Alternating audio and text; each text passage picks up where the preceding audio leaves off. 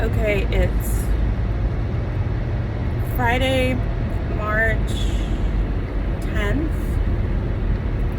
2023.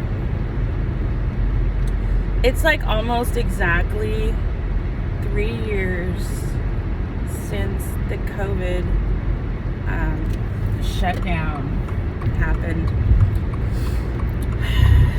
The last show we performed in 2020 was March 14th at the Airport Tavern. Hold on, I'm fucking hot. Got this snuffleupagus sweater on and my heat blasting because it's like 40 degrees outside. And my seat warmer and my fucking steering wheel warmer. So I'm just like,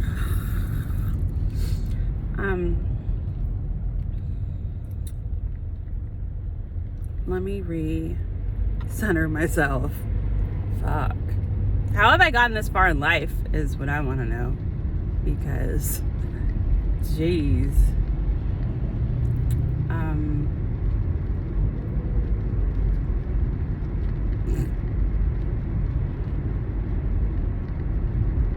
Oh. Okay. So, I'm not taking my medications. I'm not even going to say mine because they weren't mine. I didn't create them. I'm not taking any medications right now. I've been taking several different mushrooms, not psychedelic yet. And I'm taking like 5 different magnesiums. What else? I've been taking occasionally, maybe I should do that now. Occasionally I'll do like an antacid. I keep forgetting because I used to take them alongside the medications. It was really easy to remember, and now I'm not, so I just forget to take them because I experience like acid reflux issues when I drink any caffeine.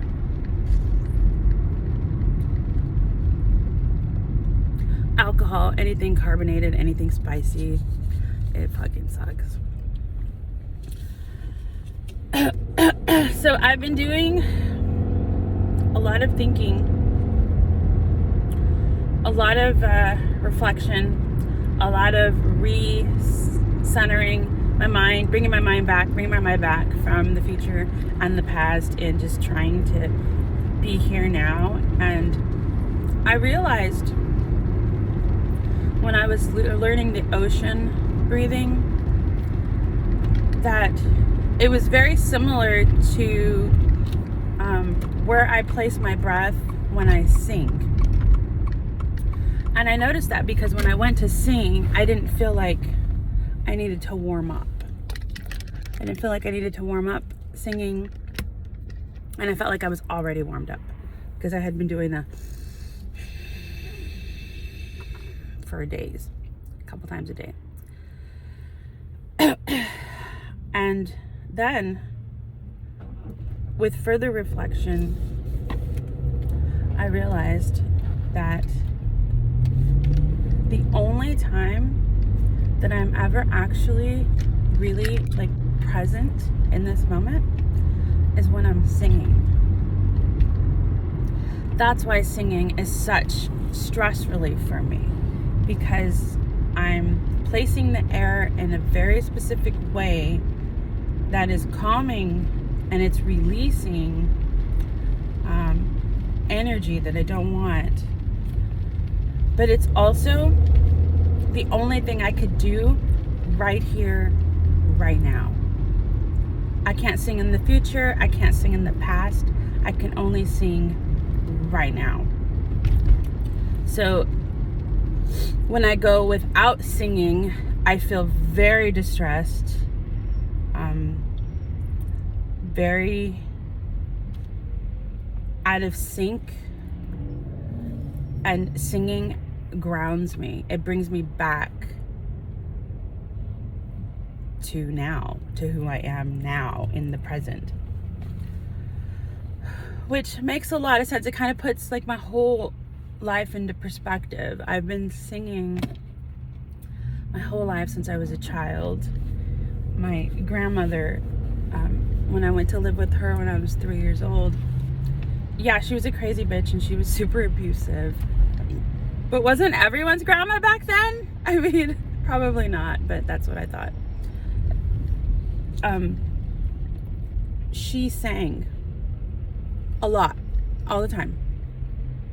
She would wake up every morning singing. She'd blast her music, singing like mariachi music, and she would sing to the plants. She loved plants and gardening. So gardening and singing were her coping skills, and those became mine. She would tell us if we sang to the plants, it would help them grow faster. They were alive. We needed to give them attention. And her plants were beautiful, and outside of the house. She would force me to go outside and pull weeds for like hours, literally hours, and I hated it. But every time my neighbor across the street saw me pulling weeds, she would come over and she would sit with me and pull weeds with me. And when she wasn't home or she didn't see me pulling weeds, because my sister would be thrown out there to pull weeds too, every time I was out there pulling weeds with my sister, we'd end up making a big mess and making like mud pies and mud cakes and shit like that, and probably eating dirt. Like my sister, although she's like super girly kind of now, she's always been like kind of tomboyish and very aggressive, and what's the word for it? I don't want to say adventurous, because she's very fearful of the world, but she don't back down either, you know. So me and my sister do have some similarities with how we approach the world, kind of like we definitely have learned how to communicate over the years and do less fighting, but it has taken a while. So gardening is totally one of my skills. I'm not good at it, okay? I'm not saying it's a skill that I'm good at. It is a coping skill that grounds me. And most of the time when I'm in the garden, I'm pulling weeds. So I'll see a weed, I'll pull it, I'll see another weed, and then I'm like, I might as well do this, I might as well do that. And then before you know it, I'm all dirty, just on the ground, fucking pulling weeds. And then I can immediately see and get instant gratification from how clean I've made this garden or my yard or this area, and I feel good about it. So being with the earth and touching, like being down on the ground, getting dirty in the earth, that really grounds me. Being on the ground grounds me. Who would have thought? And then singing also. And so when I did have a house and a garden, I would play music and I would sing and be in the garden. I would also be drinking wine in the garden, because that was one of my negative coping skills also. But it wasn't so negative that I was like drinking and going out and being destructive. I was just having a glass of wine, listening to music while I was pulling weeds, okay? Nothing adventurous there. So when I think of it that way, I have been naturally coping with life through music and through being with the earth, like my whole life. And so when I don't have, or when I feel like I don't have music in my life, I feel really irritated. I feel very agitated, angry. And music is something that I can do on my own as well.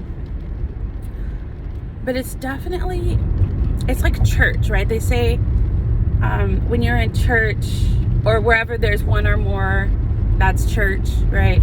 If you're praying and there's one or more person or persons, that's it's more powerful than just one, right? The more people you have at your church, the stronger the energy is, the more likely your prayers are going to get answered.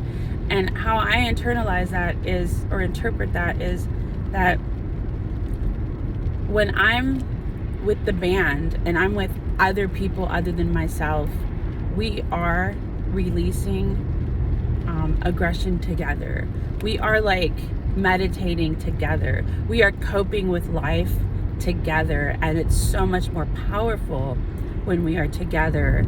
And then when we are doing music at a show, we are not only together releasing the stress of the world, but there are other people that are partaking in this, and they are releasing the stress also. So it becomes a very powerful churchy feeling, you know, like we're not preaching to people, but we all connect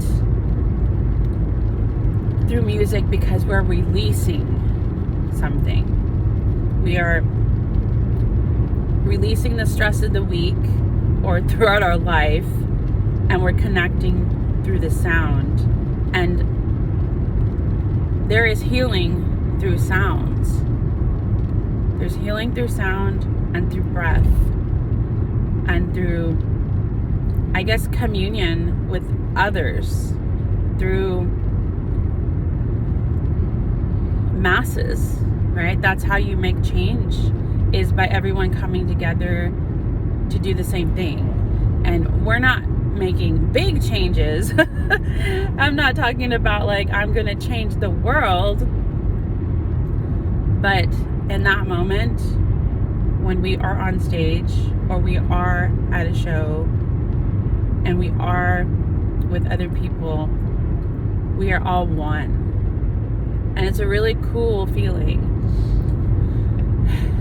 So I think I'm understanding what music's role in my life is now and what it always has been. It's just a natural part of me that grounds me. And singing is something that I can do anywhere. I do a lot of singing in my car.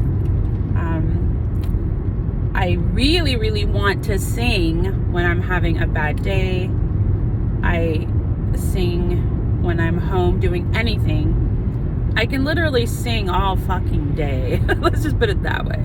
I sang driving from Seattle to San Francisco the whole fucking 13 hours, okay?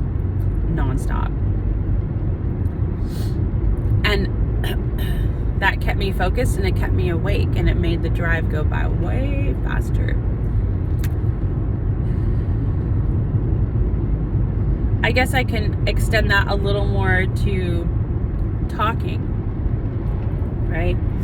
And if we're talking about just sound and healing, then talking is an extension of that and can also be a part of coping and healing. If we can heal through sound, then we can heal through talking and telling our story also. Which is why it's so important to talk about your feelings and to talk about what's going on in your life, because that's how you heal. But as with everything, there must be a balance, right? If you're the one doing all the talking all the time, then you're not allowing anyone else any opportunity to heal. You can't always be the one always singing, always talking, right? We need to share the stage with other people so that they can heal too. So I've just been really in deep thought, sober.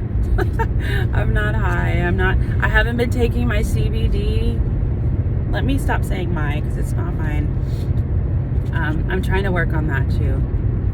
I have not been taking CBD, THC, nothing. I have been completely sober. I'm having a chai tea, so I'm having a little bit of caffeine,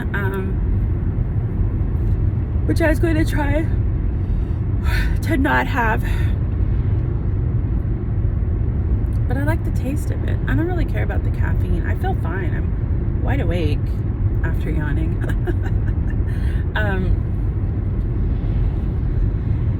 Anyways, things are making more sense, and I'm having a little more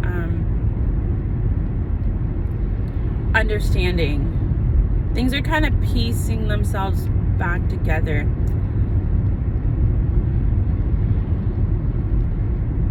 Yeah, I think I'm going to do more retreats and more workshops. Probably not going to continue doing the Art of Living ones, but I want to like check out other shamanistic retreats and maybe even go to Mexico and partake in some ceremonies. I really want to start doing some Aztec dancing. I just want to get out of my head and explore other forms of art and healing. I think that's what I'm missing in my life, is that connection to my culture and expression. Okay, I had to get that out because talking is a part of my healing process.